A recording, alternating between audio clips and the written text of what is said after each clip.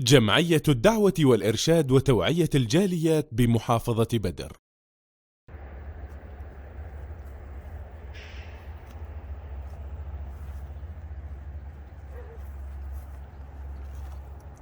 بسم الله الرحمن الرحيم الحمد لله رب العالمين صلى الله على نبينا محمد وعلى آله وصحبه أجمعين। সুপ্রিয় দর্শক ও শ্রোতা বন্ধুগণ, ইতিপূর্বে একটা আলোচনা করেছিলাম আজোয়া খেজুরের বাগানে যে আজোয়া খেজুরের উপকারিতা। এখন সাধারণ একটি খেজুরের বাগানে আসছি, যেটা আজোয়া নয়, অন্য আইটেমের খেজুর। তো এই যে খেজুর একটি সুমিষ্ট ফল, এই খেজুর এতে এত পরিমাণ খাদ্য এবং এত পরিমাণ ভিটামিন রয়েছে আমরা অনেকে জানি না। এই খেজুরে রয়েছে এমন প্রকার ঔষধি গুণ যেটি বিভিন্ন হাদিস দ্বারা সাব্যস্ত রয়েছে।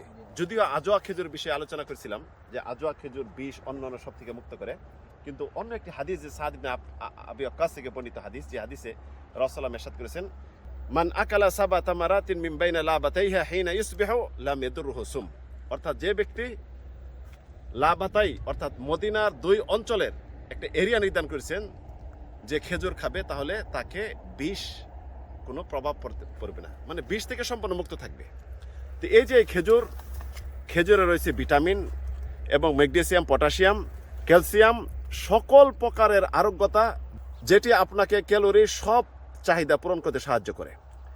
এই খেজুরের বিশেষ গুণ হলো রাসূল সাল্লাল্লাহু আলাইহি সাল্লামের বাসায় 1 মাস 2 মাস 3 মাস অতিবাহিত হয়ে গেছে খেজুর খেয়ে তারা পার করে দিয়েছেন, আর পানি খেয়ে। আমরা জানি সৌদি আরবে খেজুর এটি উৎপন্ন হয় এবং মধ্যপ্রাচ্য হয়। আমাদের দেশে যদি না হয়, মুসলিম প্রধান দেশে খেজুরের কিন্তু গুণাগুণ অনেক রয়েছে। তাই কেউ যদি আজোয়া না পায়, 7টি যদি খেজুর সকাল এবং সন্ধ্যায় এই খেজুরও খায়, তাহলেও আল্লাহ রাব্বুল আলামিন তাকে জাদু টোনা বিষ থেকে সম্পূর্ণ মুক্ত রাখবেন। যে বিষয়ে আল্লামা আব্দুল আজিজ বিন বাস রাহিমাহুল্লাহ বলেছেন, যদি আজোয়া খেজুর নির্দিষ্ট রয়েছে, তারপরে এক খেজুরের গুণাগুণ রয়েছে।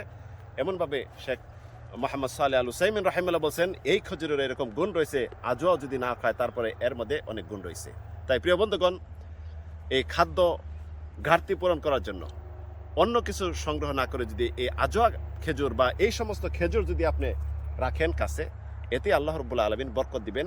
এর মাঝে সব প্রকার ঔষধি গুণ এবং খাদ্য সব আইটেম রয়েছে, যেটি আপনার পরিপূর্ণ খাদ্য যোগান দিয়ে সক্ষম। এটি মহান রব্বুল আলামিন তার অনুদান, যেটা অনুকম্পা দিয়েছেন আমাদেরকে গ্রহণ করার এবং এর প্রতি আমল করার। আল্লাহ নিয়ামতের শুকরিয়া করার তৌফিক দান করুন। আমিন আল্লাহুম্মা আমিন।